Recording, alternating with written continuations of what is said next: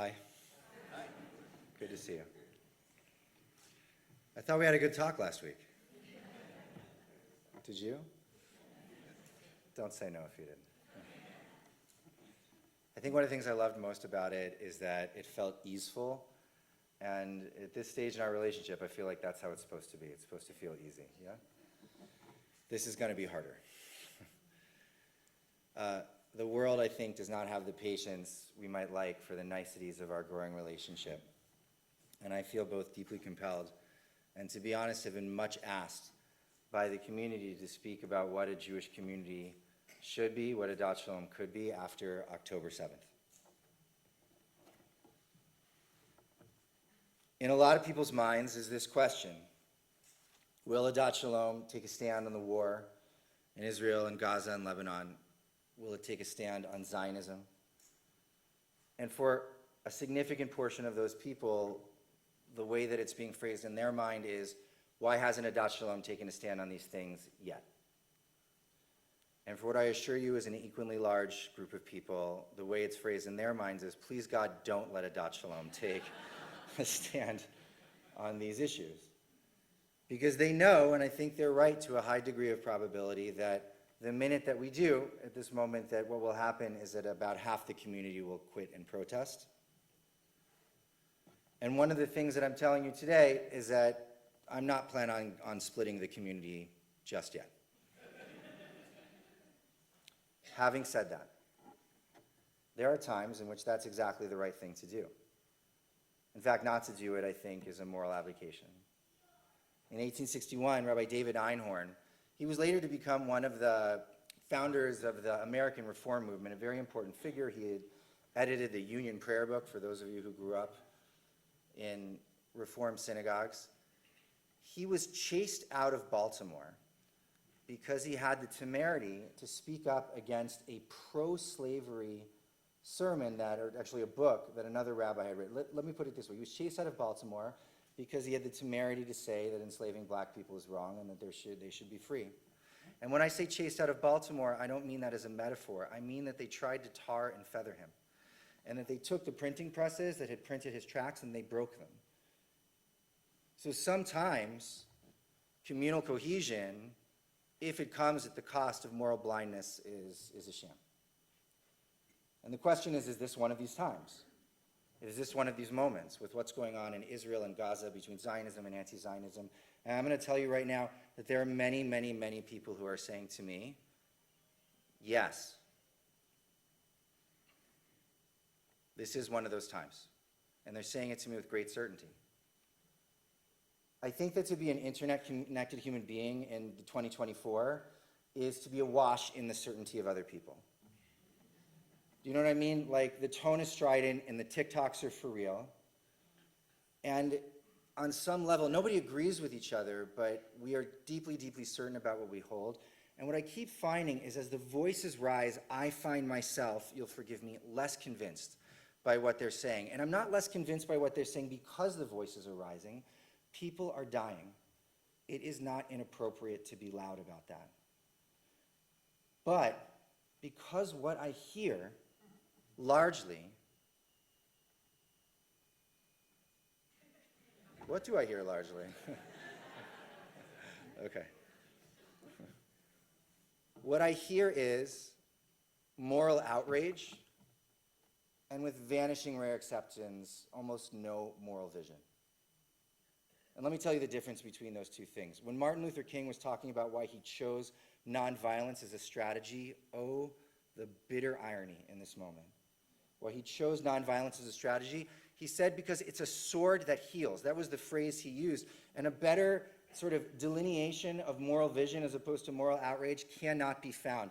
Because in moral outrage, you use it, whatever's at hand, to stab the person that you're outraged by, whether verbally or, God forbid, otherwise.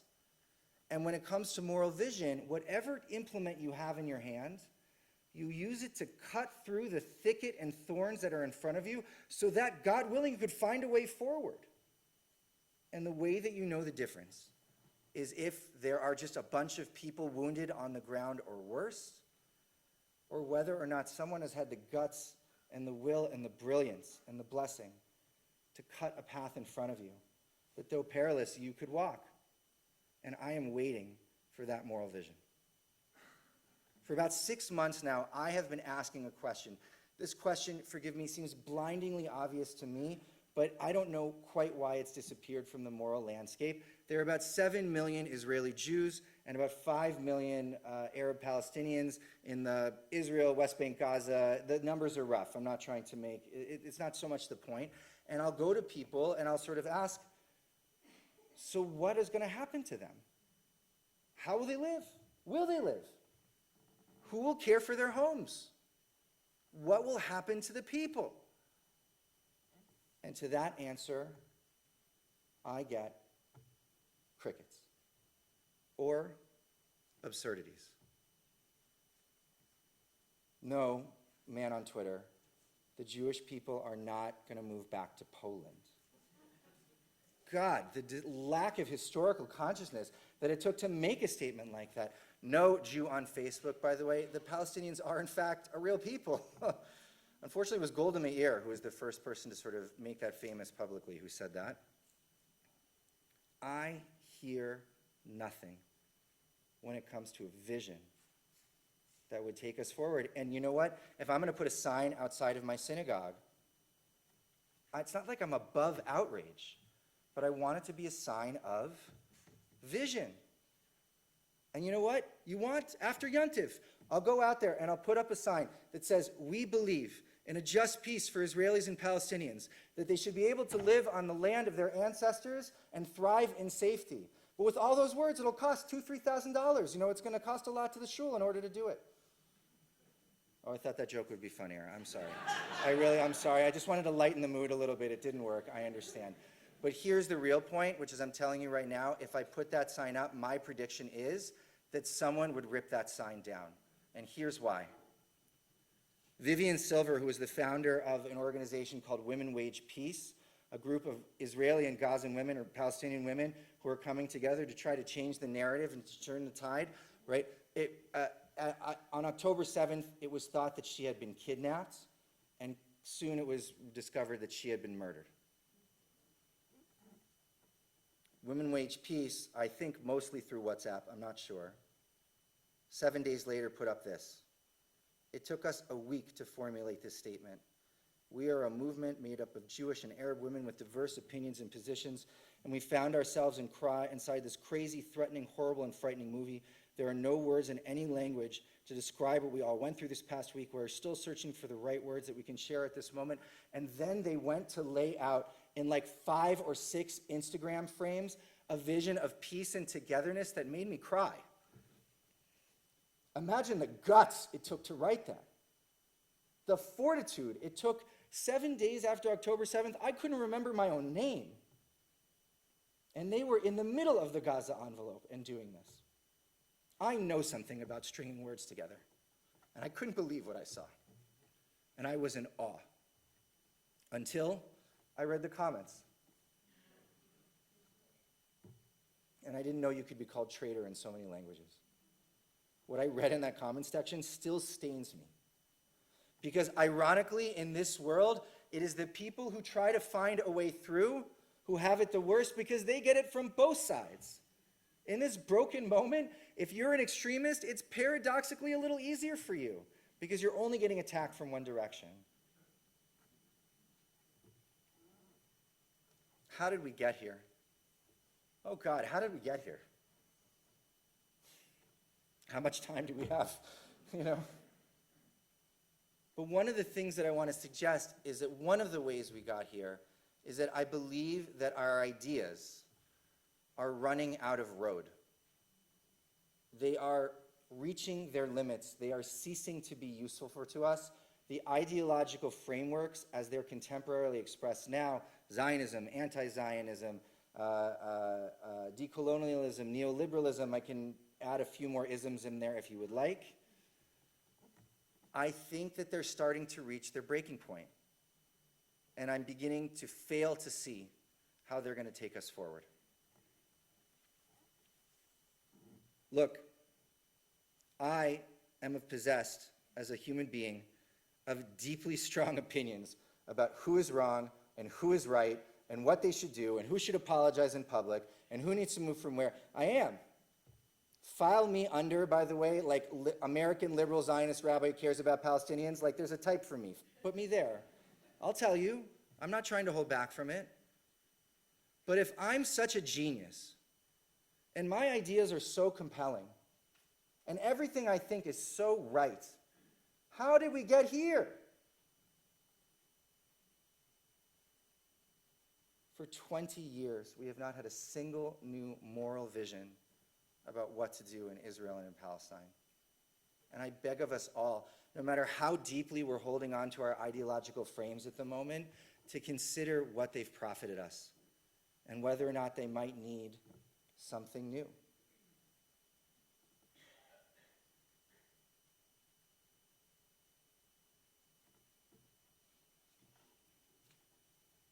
There's something funny about the Jews, which is that we ourselves are actually a great disprover of most of the world's ideologies. And here's what I mean. I'll actually use Zionism and anti-Zionism for this, right? So in anti-Zionism or in some certain circles, Israel is expressed as a white settler colonialist enterprise, a descendant of sort of European colonialism that's taking over. Fair enough. Certainly rampant across the world. Except for the fact that half the Jewish people would be deeply insulted if you called them white. Deeply. They're Sephardic, and frankly, they're better than we are. Not to mention the ones, by the way, who are black and who are Asian. We aren't that kind of homogenous people. By the way, we are a deeply oppressed people, right? Anti-Semitism now is worse than it's ever been in my lifetime. Anti-Semitism is absolute. We are a people who have been discriminated against our entire lives. And also, I don't know if you've met deeply racist Jews, but I have. And I don't know if you've met Jewish oppressors, not professors, sorry. Oppressors, but there's this guy whose name's Itamar Ben-Gvir, and I disagree with him. Have you ever heard of a guy named Menachem Kahana? We may be the only people in history who are exiles from and colonizers of the same place. Did that ever occur to anyone? And by the way, please do not take offense if I use the word colonizers. You're going to have to take it up with the early Zionists because that's the word that they used. The early Zionists, by the way, are a mixed bag.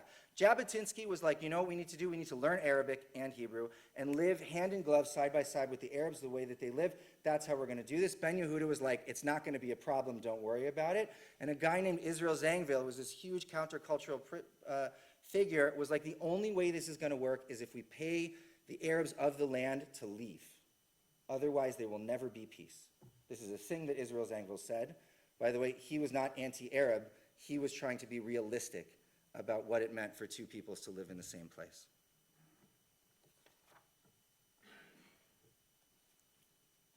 If you want to know what I think that Adat Shalom should be after October 7th, is a place that carves out holy space for new ideas and new moral visions, no matter how fumblingly it may be expressed, no matter how we might stutter as we say it, but this is a place that would actually embrace something that is fresh and different and unconsidered that might lead us in a different direction forward.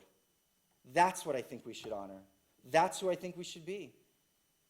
Because what's gotten us here isn't working.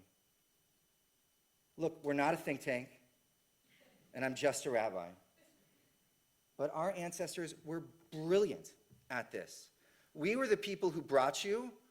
An eye for an eye really means that if you hit my car, just pay for the damages and PT if necessary.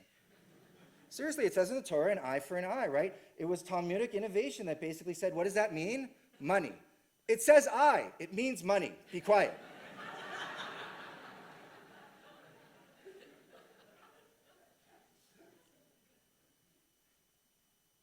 We were the people that said,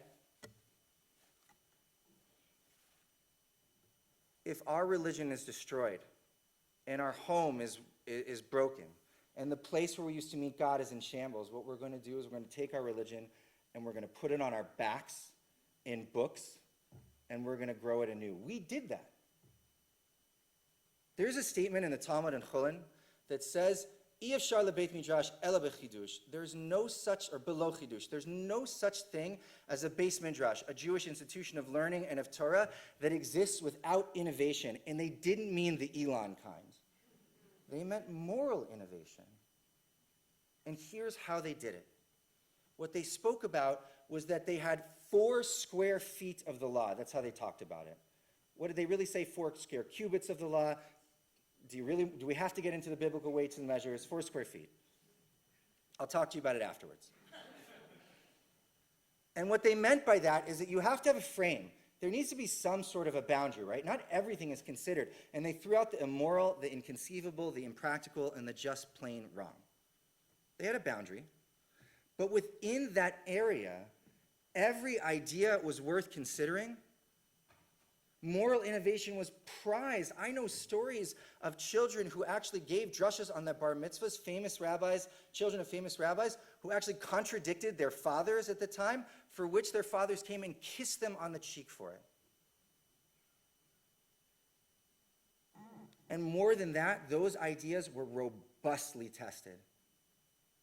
2 great, towering figures of Jewish learning, Rabbi Yochanan and Reish Lakish, who the Talmud gives not small indications, by the way, were probably, there's a good chance that these men loved each other deeply and were actually had a physical relationship with one another.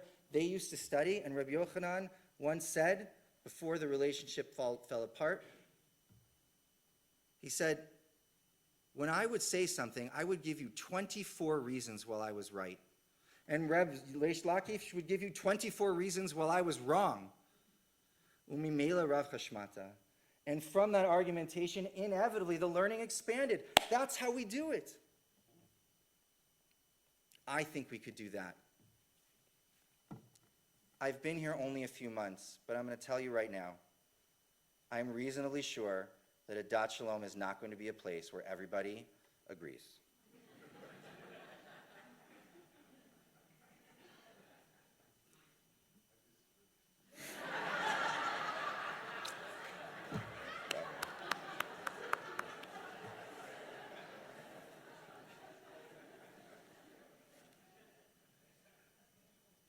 But you know what? If we're not going to agree on ideology, by the way, I think if you want a place that agrees on ideology, you got to go to a place that does that. That's not this place. But even if we're going to be distinct on ideologies, I think that we have ideals in common. Look, for me, the North Star is always going to be, how are you going to safeguard the welfare and lives of 12 million people? But there are more that can go on that as we build a moral frame. How about every person should be able to sit under their fig tree and their vine leaf and not be afraid? Or there should be one law in the land for the citizen and the immigrant amongst you. Or how about this one from Yom Kippur? I will bring them to my holy mountain, and I will make them have joy in my sanctuary. All of their offerings will be accepted, for my house will be called a house of prayer for all peoples. And I can get hip. I can do the modern stuff too. Freedom from oppression, freedom of speech, freedom of movement, freedom of religious diversity. We can build our ideals, even as we disagree on our ideologies. And by the way, charity begins at home. If you have not lost friends or had a rift in your family over the war in Gaza and in Lebanon and in Israel, raise your hand. God bless. Because the vast majority of us don't speak to people we used to love over this.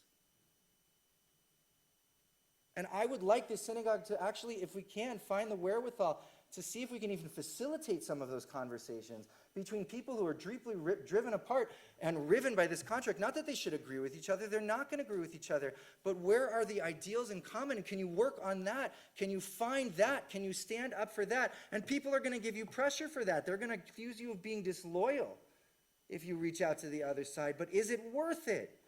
It is. I'm not yelling at you.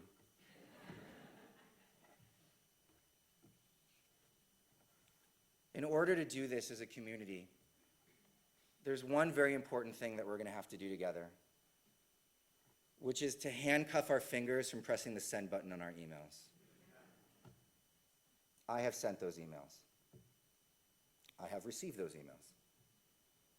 I don't think that they are the expression of vigilance and strength that we think they are, with rare exceptions. When stuff is happening and it's very extreme and it's very, very clear, and there's like stuff being written in MoCo high schools, like you got to, but I think that most of those emails are actually an expression of what I feel, which is a deep, deep, deep sense of powerlessness in this moment.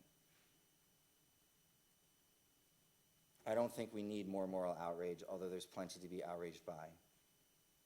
If you're going to write an email, write it full of moral vision. I'm going to give you an example.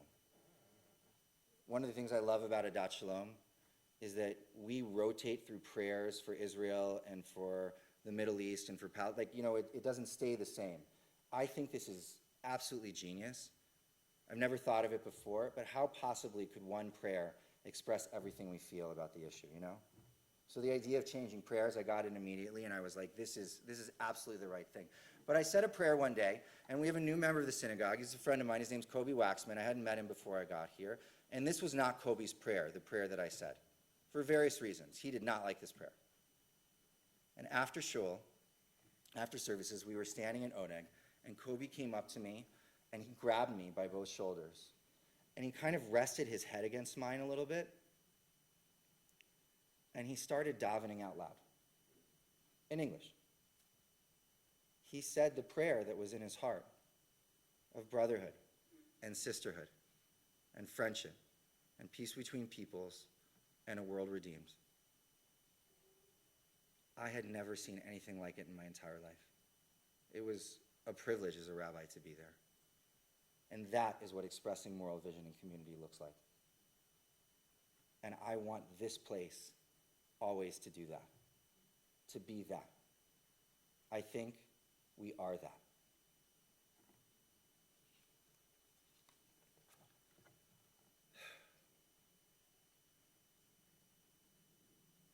I stand here with a deep sense of inadequacy before you. I have not solved the Middle East conflict. I haven't even solved the American conflict. I haven't even solved the conflicts within the synagogue.